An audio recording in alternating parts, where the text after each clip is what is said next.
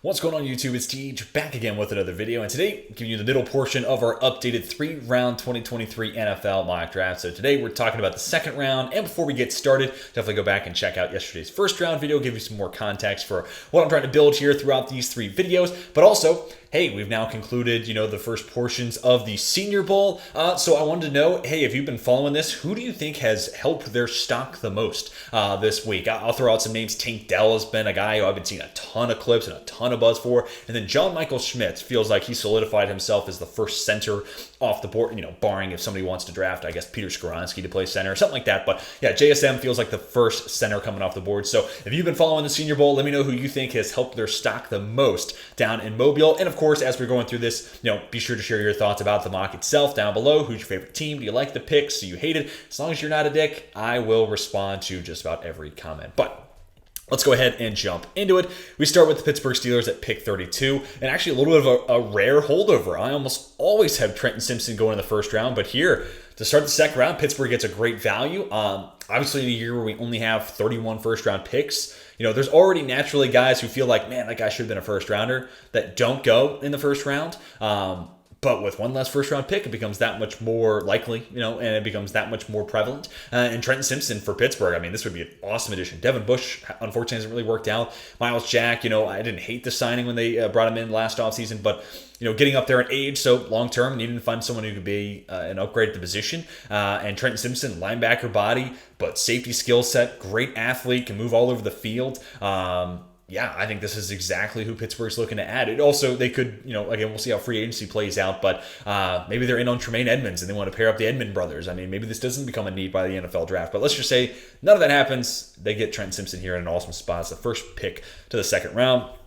And then for the Houston Texans, we went CJ Stroud, we went corner Christian Gonzalez yesterday. Now let's go Isaiah Foskey. Feels like the edge they could be using. We'll see ultimately what D'Amico Ryans wants that, front to look like. But, if it's anything like it was in San Francisco, out of four-man front, I think Isaiah Foskey becomes a seamless hand-in-the-dirt pass rusher. And, yeah, this team needs long-term edge help. When Jerry Hughes is leading the ways and hurries, pressures, and sacks, yeah, you got some work to do there, so let's go ahead and take a swing of the bat with Isaiah Foskey. He did get tossed around a little bit at the Senior Bowl from what I saw, specifically by DeJuan Jones, but when it wasn't a 6'8", almost 380-pound tackle, he fared pretty well at a guy who's 6'4", 260, and pretty strong in his own right. Foskey's one of those guys who maybe not a master at one specific thing, but just well-rounded, does a lot of different things well, so I think a guy who can make an impact and get on the field pretty much right away. Then we get to the Arizona Cardinals here at 34. They have two second-round picks that they previously did not have. It's 39 and 61. That came after the trade down we had yesterday, moving from 3 to 9. So here at 34, we're going to go with Emmanuel Forbes, another one of those corners that easily could go in the first round. 3-year starter at Mississippi State, dating back to his true freshman season. 14 interceptions, 17 pass breakups. Of those 14 picks, 6 go back to the crib. So guy who got his hands on the football, good size too, 6 foot, 190 pounds. Him and Tyreek Stevenson kind of feel very similar in a lot of ways. It's just Forbes had the ball production, and Arizona, I think, can get better there on the perimeter. So let's go ahead and give them some help there at that outside corner spot. Chicago Bears at 35. I'm going to give them Jackson Smith-Njigba, and every time I make this pick, Bears fans let me know how much they love it. So do the same here today. But JSN kind of feels like the wide receiver they're missing, right?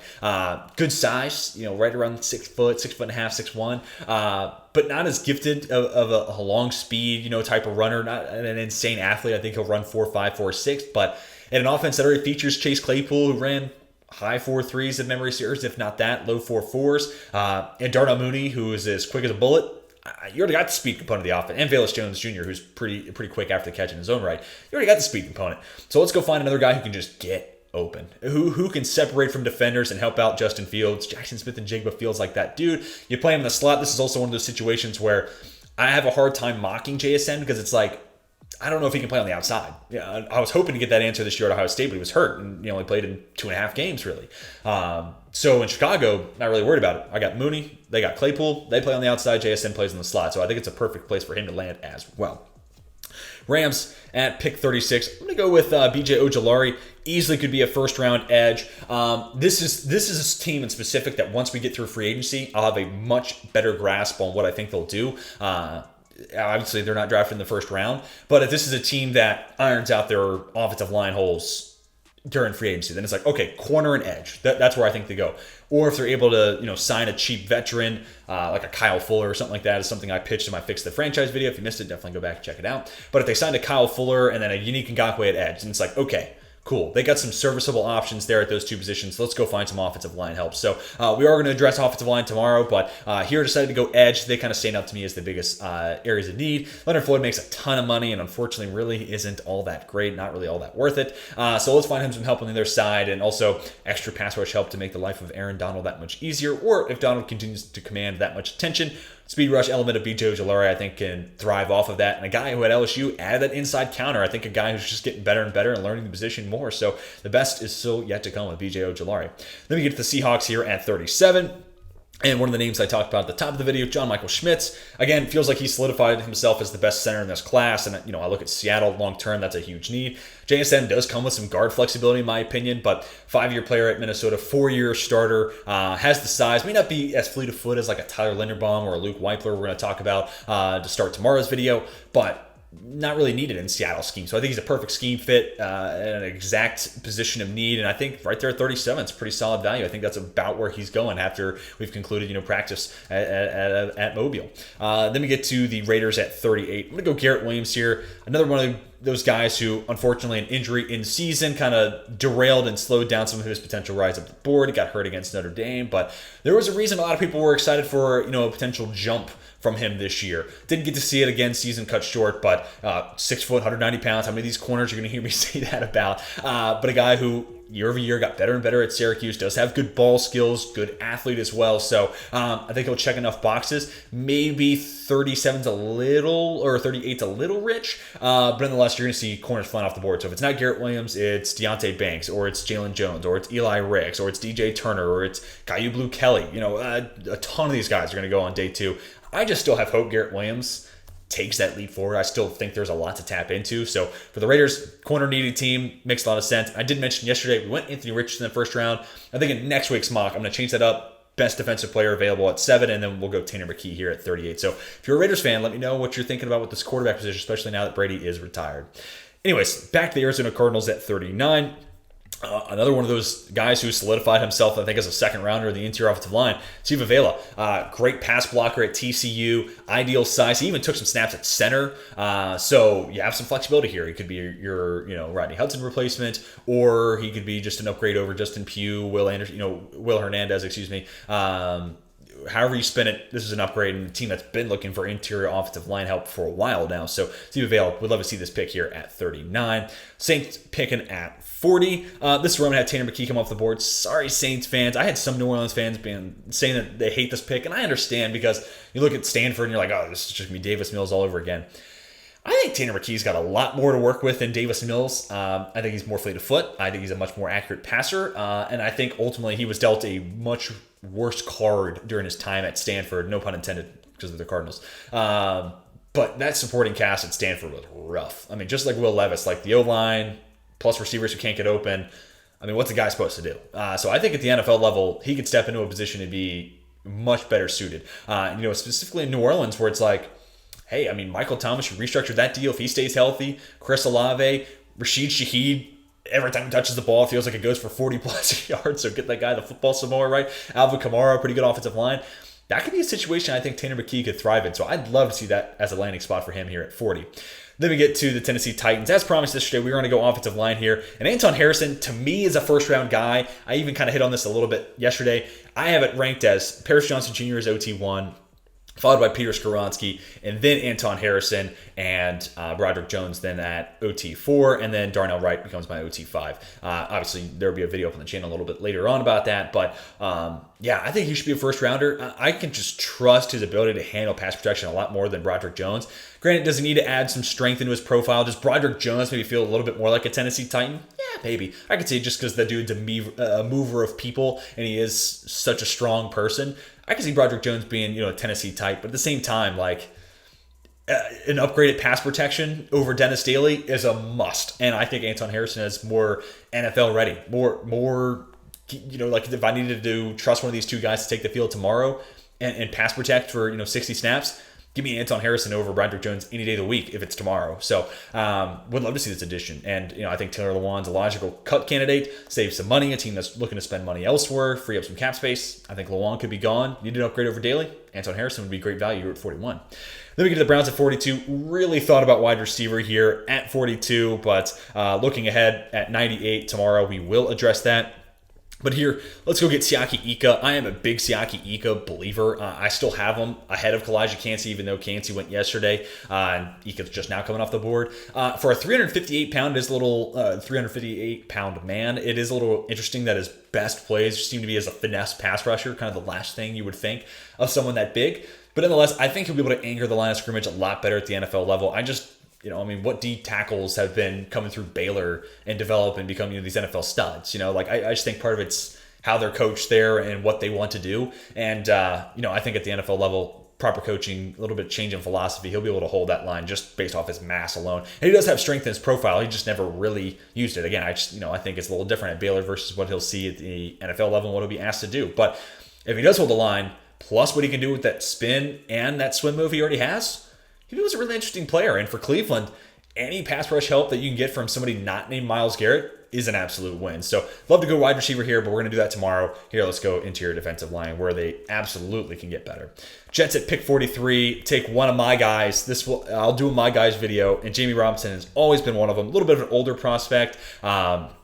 But a guy at Florida State who played nickel, strong, free safety, and played really well at the Senior Bowl this past week. Another one of those names that just felt like he solidified himself as a second-round selection. That's really, again, what I think the Senior Bowl does well. Like, who's going to populate day 2 selections? And Jamie Robinson, to me, is an absolute slam dunk. And with that versatility, he can play the nickel for the Jets. He can play strong, and you play Whitehead as the free, or the other way around. Primarily at Florida State, his most snaps this past year was at free safety, so ideally I'd see him do that. Whitehead becomes the strong safety. But yeah, man, it just gives Robert Saleh one more movable chess piece. Like, that guy needs any more help. And a little bit, but man, I would love to see this selection. Player I would love, and I think this is a great landing spot for him. Falcons at pick 44. Let's go with Andre Carter, the second here. Yesterday we went Brian Branch just to change it up a little bit, but edge is obviously still a huge area of need. And Carter could be a guy who goes as early as late 1. Like, I can see Kansas City being a big fan of him. Philadelphia. Maybe even the Bills if they want to continue to just draft first-round edge rushers and hope that one pans out, right? But here for Arizona, a really nice complement opposite of Arnold Ebiketie. So ideally, it feels like you have your edge rush tandem of the future. Ebiketie is the speed finesse guy. Carter is the guy who's 6'7", 260, and can mow through people. Does have an explosive first step. Needs to, gain a little bit of work. Needs to come a little bit in regards to moves. That's where, hey, at an academy school, he can just run through fools. At the NFL level, not so much. He does have that strength in his profile, though, so I do think he has some building blocks you can work off of, but a little bit of a work in progress. But for Atlanta, it doesn't matter. Like, if you think he can make an impact right away, that's awesome, but you need pass rush no matter when it comes. So ideally, you're getting the best of both worlds here, and a guy who gives you that nice compliment right away. You can play mix match against tackles. Like, hey, this guy struggles against strength. You can get some immediate production with Andre Carter, but then also, ideally, he's a guy who could tap into his potential, and in 2-3 years' time, we're talking about, a guy not many of the edge players built like Andre Carter, so he could become a really special player there. Green Bay at pick 45. Let's go Dalton Kincaid. I've been going tight end sometimes in the first round with Michael Mayer. I've kind of taken a step back. Yesterday we went Nolan Smith, trying to find some extra edge help. I think Lucas Van Ness fell on the board is a great selection there at 15. He kind of feels like a Green Bay player. But here, let's get some offensive pass-catching help, whether it's Aaron Rodgers or Jordan Love. They could definitely use an upgrade there at tight end. Robert Tunyon's a free agent, and even if he was back, if they can do better. And Kincaid, in my eyes, is certainly better. He's a huge focal point of that Utah offense. Good size, solid athlete. I think Musgrave's probably a better blocker than Kincaid, but neither one of them bring a whole lot in that realm, so it's not really what you're making that draft selection off of. But adding another athlete into the middle of the field, getting him in the mix with Christian Watson and Romeo Doubs, all of a sudden it feels like there's a nice young foundation being laid, especially if it is Jordan Love moving forward. All of a sudden you look at that offense and it's like, yeah, it's young, it's inexperienced, and it could go bad, but it could also be really fun and entertaining and just an assembly of offensive weapons we haven't seen yet. So it makes this seem really, really exciting in my eyes. Then we get to the New England Patriots at pick 46. Let's go with Josh Downs here. This could be your Jacoby Myers type of insurance. Obviously, very different slot wide receivers, but Myers is a free agent, 6'2", kind of a possession catch type. Not a great athlete, but work the middle of the field, has sure hands. Downs, again, drastically different. This guy is a satellite machine, yards after the catch weapon, but I also think he comes with some long speed and can serve as a downfield weapon, which this team desperately needs. So I think he can serve a couple different roles for New England, which would certainly go a long way, trying to maximize the value of Mac Jones. And also, hey, like Bill O'Brien may not be a great head coach and certainly not a great GM, but as a play caller, as an offensive, mastermind, if you want to call him that, I think he does pretty good in that role. And I think he is a good OC. So I'd love to see what he could do with Josh Downs too. So that's also part of why this has piqued my interest. Washington Commanders at pick 47. As promised, we're going to go corner. Made note of this yesterday. Deonte Banks, kind of keep him in the DMV area. That's DC, Maryland, Virginia, just in case you're not from this area. But 6'2", right around 200 pounds. I think he'll test well at Indianapolis. And a guy who is getting hot at the right time when it comes to his stock. He even got Mel Kiper Jr. putting him in the first round. Maybe it was Emmanuel Forbes or Jeremiah also in the first round. But, I think Banks is garnering a lot of attention right now. Now, when I say got better year over year, it's not quite the same as Joey Porter Jr. and Emmanuel Forbes and some of these other guys who started for 3 years. And year over year, you saw that progression. Banks' starting point was a lot lower than those guys. So, yeah, he got better, but when you're starting at a lower baseline, it's a lot easier to climb up from there. But this is a guy who didn't get to play a whole lot of press at Maryland. I think this guy is naturally suited to go get wide receivers at the line of scrimmage. And I think if you change that role enough, that ball production changes a good amount. So because he was at the catch point, a lot of the big plays he did let up. So I think you allow him to go get receivers at the line of scrimmage, and that will start to change the result of those plays. Next up, Detroit Lions. Let's go with Jack Campbell. This is a fit that the more I think about it, the more I kind of start to love it. Pair him up with Malcolm Rodriguez, who Rodriguez is the more of the athlete, but also a little undersized, while Campbell's prototypical built linebacker, and anything in front of him, he can make a play on it. He's not a great blitzer, but I do think he can do that a little bit, but instinctual, can fill run gaps, really good tackler as well. And he actually was a pretty good coverage player at Iowa. I'm just not convinced that's really going to translate to the NFL level once you get a jump in athleticism for tight ends and slot wide receivers and things of that nature, and running backs too. So I think he may not be as good of a coverage player as he was in college, but nonetheless, above the shoulders, he might be the top linebacker in this class in that regard. And again, really sure tackler, plays the ball. As long as the play's in front of him, he can make it happen. Pittsburgh at pick 49. Let's go with Eli Ricks here. So we've gone offensive tackle, we've gone linebacker. Now we're adding some cornerback depth for a team that I think desperately needs it. I mean, long term, who are the answers there? Cam Sutton's a free agent. Then it's a Kel Witherspoon. And yeah, it's a Levi Wallace. Making $4 million a year for a reason. He's not terrible, but not great. Not a shutdown number one guy. Eli Ricks, even here in the second round, has that potential. Not an insane athlete, but explosive back pedal, doesn't get beat over the top, and we not got to see a whole lot of him at Alabama, but when we did those 4 games he played in, he looked really good. And during his year and a half of actually getting to see the field at LSU, when he was out there, he looked really good. So it's one of those guys where you just got to trust the tape. And then again, especially as a guy who can go get receivers at the line of scrimmage, my next question is, okay, well, what happens if you get beat? Can you recover? I don't know if I saw Ricks get beat just because of how explosive that back step is and how quickly he can kind of retreat and keep up ground with wide receivers. So really interesting player here on day 2. And I think for Pittsburgh, it's like, hey, we need some reinforcements in the corner room, so it's worth taking the shot. Tampa Bay at pick 60, or make that pick 50. I'm getting way ahead of myself here. But let's go Will McDonald, a guy who certainly could work himself into the first round conversation. Right around 240 pounds, 6'3", speed rusher. Unfortunately, Iowa State was forced to kind of play on the inside a little too much. This is a guy who needs to be lined up outside a tackle and be attacking that outside shoulder. And for Tampa Bay, need is clear. Obviously down Shaq Barrett towards the end of the year. Pass rush kind of dissipated. Joe Tryon-Shoyinka is a good player. I think he could take a step forward next year, but he needs help. You got to have 2 to 3 edge rushers on a team. You need to have at least 2 legitimate high-level pass rushers, if not a committee of 3 that you can reliably trust. And I just don't think Tampa Bay has that right now. So ideally, you get Shaq Barrett back in 100%. Him and Tryon-Shoyinka become a really nice tandem, and then you can work Will McDonald in as the DPR type, get him some experience right away. And then when Barrett, calls it quits or goes elsewhere, however that ends up playing out, Will McDonald can step into a starting role there and be paired up with Tryon-Shoyinka. So definitely a need now, but also I think long term an area that Tampa Bay is trying to address. Miami at pick 51. Thought about tight end here, and like Luke Musgrave becomes a really interesting fit here at 51, but decided to go Jahmyr Gibbs. I mean, you add a dude with that type of speed, vision, and pass catching ability into a Mike McDaniels offense, and I'm listening. And I think next week I'm going to do something a little different, add even more speed into the backfield, maybe a little bit of a tease of what I got planned out. But nonetheless, in a zone blocking Shanahan-esque offense, man, there's going to be holes for Gibbs to run through, and this guy can put up some gaudy numbers. This is one of those running backs that if he goes to Miami, he's going to go high in fantasy drafts, despite the fact that he's a rookie. So, plus, again, a pass-catching ability into the mix with Tyreek Hill and a Jalen Waddle already there, Cedric Wilson as well. Yeah, all of a sudden, that Miami offense, which was already scary enough, gets that much scarier.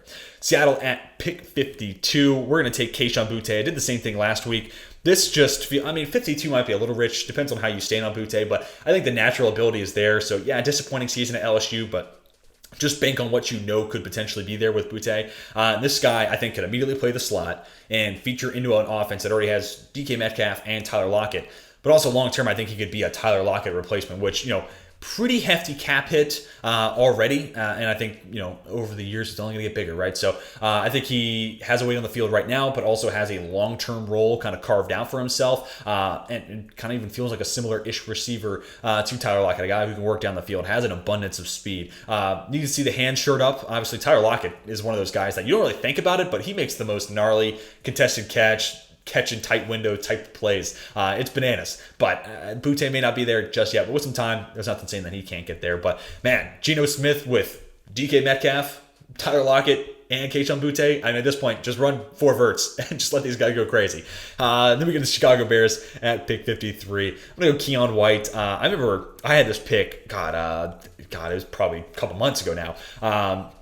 And I had some people saying, who's Keon White? What? Well, let me tell you a little bit about Keon White. So, transferred from ODU to Georgia Tech, and he was actually, second team all-conference at ODU, but did it with only 3.5 sacks his second year with the Monarchs. So, you look at that, and it's like, okay, that's weird, but second team all-conference, that's cool. Had 17.5 tackles for loss. This is a guy who also played tight end when he first got to ODU. So, I think the athletic profile, certainly there. I think a guy who's going to have a good combine showing. And I'm a little biased to these guys who flip from offense to defense because it kind of feels like they have an idea of what might be coming. I think back to Chad Surratt, unfortunately, has not worked out, but quarterback turned linebacker, that always is kind of fascinating to me. Here it's tight end turned edge rusher. So high-end athlete, has shown the propensity to be able to stop the run at a high clip. And then this past year, 7.5 sacks at Georgia Tech. So it feels like he's taking strides forward as an edge rusher. A little bit on the older side, so maybe you want to tap into someone a little bit younger who you can perceive as more upside here. But it's a guy who just flipped to the edge position 4 years ago. I still think there's room for him to grow. For Chicago, obviously, a position of need. We already drafted Jalen Carter, but there's nothing saying you can't get better there on the edge. Keon White becomes a really interesting addition into the mix. Chargers at pick 54. Yesterday we went Jordan Addison. I've been going back and forth basically between Siaki Ika and a speed wide receiver. Sometimes I'll throw Trenton Simpson into the mix. But here, let's go with Keanu Benton. One of the next best. If it's not Siaki Ika is the best nose tackle in this class, Benton is certainly up there. And now you're looking at a Chargers draft where you got the speed receiver. You've already made the OC change. So to me, the offense, that's looking great. We'll address one more position on it in tomorrow's video. But now you got that run-stopping nose, which I know Sebastian Joseph Day and Austin Johnson, those guys are a little banged up throughout the year, but nothing saying that can't happen again. So let's go ahead and have that next guy up potentially in the mix. And Benton, high-level run stopper there at Wisconsin, I think exactly the type of player that the Chargers would be benefited from having right there in the middle, stopping the run at a high level. So the fit seems seamless to me. Then we get to the Lions. At pick 55, this is where we're going to have Musgrave come off the board. I know you got Brock Wright. He had a couple touchdowns towards the end of the year. Maybe he's not the biggest need, but here, we'll even change this real quick. We've gone defensive heavy with Detroit, if I could find them. We go edge, corner, linebacker. I've addressed all 3 levels of defense, so please, Lions fans, let me get away with one offensive selection here with Musgrave, because I do think he can get better at tight end. So let's get Luke Musgrave, a guy who missed a fair amount of time this year at Oregon State, but high-level athlete, and the speed was put on display this past week at the Senior Bowl. Good hands, crisp enough route runner. There's a lot to like there. And after the trade of TJ Hawkinson, why take a substantial step down? We can go get a guy younger, cheaper, and allows you to still have a high level of play at that position. Work him into the mix with an offense that already features Amon-Ra St. Brown and Jameson Williams. Oh, God, I cannot wait to see what he looks like in a Ben Johnson offense. So, yeah, love that fit a ton there in the middle of the second round, especially after 3 defensive picks. So let me have a little bit of fun and draft some offense. The Jags here at pick 56, I would love to go Luke Musgrave here, but I've had a little bit of a faller here. Now, look, Darnell Wright, I don't think lasts till 56, but someone's got to fall, and today, unfortunately, it was Darnell Wright. But, Jawaan Taylor is a free agent, so plug and play. Darnell Wright, your replacement there at right tackle, and Jawaan Taylor's just not that good. I'll say it. I mean, I liked him a ton coming out of Florida, but it has just not worked out, unfortunately. Some other team will probably pay him a decent amount of money. Jacksonville, please do not be that squad. Again, a team that, I've said this a ton about Evan Ingram, but they're over the cap right now. So, Shaq Griffin noted yesterday, logical cut candidate, but they're not going to have a whole lot of money to spend, so they might get priced out of, an Evan Ingram conversation and negotiation. Same thing with Jawaan Taylor if they're entertaining bringing him back. So let's go ahead and get Darnell Wright, younger, cheaper, potentially better right tackle option. Obviously, the focus is on Trevor Lawrence, trying to keep him as playing at the level that he was basically the second half of last year. Upgrade on the offensive line will certainly help you do that. So next up, we get to the New York Giants, and this is a fit. The more I think about it, the more I absolutely love it. Rashee Rice, also a guy who had a good Senior Bowl, 6'3", good speed. It feels like a guy that Kenny Golladay was basically supposed to be. Go make those contested catches deep down the field, and that's the thing that the Giants are missing. So where yesterday I was saying, hey, maybe you don't want to go with Drew Sanders in the first round just because you can kind of wait and get like an Ivan Pace in the third. I'm starting to think about the ideal draft for the Giants, and you may see this in next week's video. Corner in the first, Rashee Rice in the second, and then Ivan Pace in the third. Corner, wide receiver, linebacker. You're going to stick with Daniel Jones. That's about as perfect of a 3-round mock I think I could put together for the Giants. So that's basically becoming your way next week. A little bit of a spoiler, but Rashee Rice. I mean, this is probably going to be my pick for the Giants at 57 for the foreseeable future. So hopefully, if you're a Giants fan, you like it. Let me know down below in the comment section if you're in for it. Then we get to the Cowboys at 58. Sticking to the wide receiver position. Another one of those guys I think solidified his position as a second rounder. We talked about him off the top. Tank Dell, or Nathaniel Dell. Over 100 catches during his time at Houston. This past year at Houston. Almost 1,400 yards. And just showed at Mobile there was not a corner there that could touch him. And there were some good corners balling out at the Senior Bowl. And Tank Dell was uncoverable. He's 5'10", 165, might be even a tad shorter than that. But I will say, he is one of those guys where you run the risk of Tutu Atwell conversations here. And the reason I'm mentioning this is because ideally I could get Tank Dell into an offense where he's playing the slot. I'm not having to worry about this. But for Dallas, I think CeeDee Lamb has proven his best roles there in the slot. He can play on the outside for sure, but I think if you can have 60% of his snaps, kind of like Cooper Kupp in the Rams Super Bowl run, 60 to 70% of his snaps in the slot, that's where you're fully taking advantage of his skill set. So then my question is, can Tank Dell play on the outside? You run the risk of him turning into Tutu Atwell, and anytime a corner gets hands on him, he's taken out of the play. Sure, but at the same time, at the Senior Bowl, he was able to avoid press coverage. And no corner there had recovery speed to keep up. So might be a little bit of a risk-reward, play here where Tank Dell could, if he faces man coverage at only 165 pounds, where he's negated from a play and then you're playing without a wide receiver, one of your wide receivers running around that play, which would suck. Or a corner whiffs at the line and Tank Dell's got pretty much a walk-in touchdown. So it's a little bit of a risk, a little bit of a reward proposition, but you add him into Dallas and he kind of fills that T.Y. Hilton role that we saw towards the end of the year for the next 4 years. Oh, man. I mean, that offense looked really, really fun then. Wish they hadn't got rid of Kellen Moore because then we know that role's there. But nonetheless, I think they're looking to add a long-term speed wide receiver. Let's give them one here with Nathaniel Dell. Then we get to the Bills at pick 59. I'm going to go Jordan Battle here. If Jamie Robinson was available, this would be an awesome selection, but he's not. So I'm going to go with my next favorite safety, and that would be Jordan Battle. May not be the most insane athlete, but it's a team that has Jordan Poyer hitting the free agent market. Damar Hamlin, are we ever going to see him play football again? TBD. But no matter what, they're looking to add some safety depth, and especially if Hamlin does not play football, then you're talking about Poyer being a free agent and Micah Hyde, just like Poyer, wrong side of 30. So you're looking long-term need anyways, and Jordan Battle, I think, could do anything they needed him to do. Whether it's, hey, we're going to play single high this look, you're going to rotate down and be the hook defender. You're going to cover that 10-yard mark over the middle of the field. I think he can do that. May not be the most gaudy athlete, but I still think with his instincts, he can play that true over-the-top ball hawk free safety role in a single high role or a single high play. But also, they run a ton of, split safety looks. They run a lot of dual safety, plays. A lot of cover 2, a lot of cover 4. So he's got a lane / he's got half a field, whether it's cover 2 or cover 4. I think he's totally equipped to be able to be a unique player and a playmaker in that type of defense. And no matter what Buffalo throws at Jordan Battle, I think he can service that role. So long term, obviously a huge need, I think, in my eyes for Buffalo. I think Jordan Battle would be the exact type of guy. Him and Jamie Robinson, I think that's who they should be keying in on for the second round.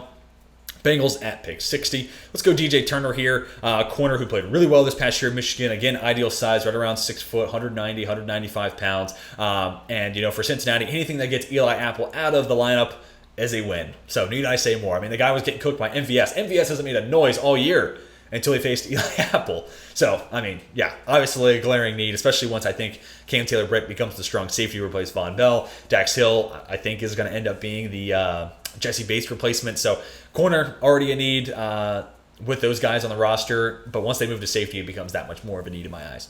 Then we get to the Cardinals. This is one of the picks they got from the Carolina Panthers in yesterday's trade down. I'm going to go with Ojomo Ovaro, interior defensive tackle or interior defensive lineman, a D-tackle from Texas. Or Ojomo, high-level run defender, good athlete, and that just feels like a team that could use an upgrade there at the nose. So looking back at what we've already done for Arizona, specifically with these 2 additional picks, adding an interior offensive lineman and then some depth on the defensive trench with Ojomo, an upgrade there at nose tackle, on top of what we already gave him with Tyree Wilson at 9 and Emmanuel Forbes. This looks like an awesome haul. And 4 selections in the top 61, that's what Arizona should be looking for. You can get a blue chipper there at 3 for sure, but these types of picks, 4 in the top 61, and I think if this was your draft haul through those 4 picks, I'd be really excited if I was a Cardinals fan. Then we get to the Kansas City Chiefs. Let's see what they've already gone. We went Broderick Jones yesterday. Here, we're going to go edge at 62, and we're going to take Derek Hall, a guy who certainly could go first round. This guy at 62 would be an awesome value for Kansas City. Nice compliment opposite of George Karlaftis, a guy who wins with power, his hands and strength, and being able to go through tackles. Hall, the opposite. 6'3", right around 235, 240 pounds. He's going to try to attack tackles on their outside shoulder, use his speed to his advantage. So nice compliment, allows you to play mismatch against tackles. But also, this is a team that's going to be playing from ahead a lot. So any and all pass rush that you can get on that team is an absolute solid addition. Last pick we'll talk about in today's video, the Philadelphia Eagles. Now we'll see what happens with James Bradberry because, Clark Phillips, I mean, the size is what concerns me. 5'10", 183 pounds. I think the arm length is going to end up being a concern. But in a zone-heavy, quarters-heavy defense, I think you can give it a pass because we'll be playing a lot of off coverage, and this guy's just instinctual, can fly to the football, can be a turnover machine, can keep an eye in the backfield and see where the QB's trying to go with it. So I think if there is a defense for Clark Phillips to go to, Philadelphia is that defense.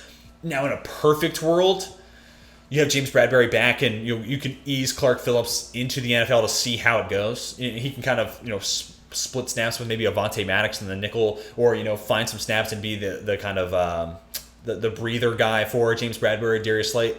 Ideally, that's a spot where you're getting him on the field a handful of times a game, but you're not going to be throwing him out in the wolves. But if they lose out on Bradberry, they might be looking for a corner. So if that were to play out and then they draft Clark Phillips, he might just be thrown into a starting spot, which I'm not entirely sure just yet. But maybe he turns into a Roger McCreary type of guy, and the arm length isn't as big a concern. He can still make plays, still get his hands on the football.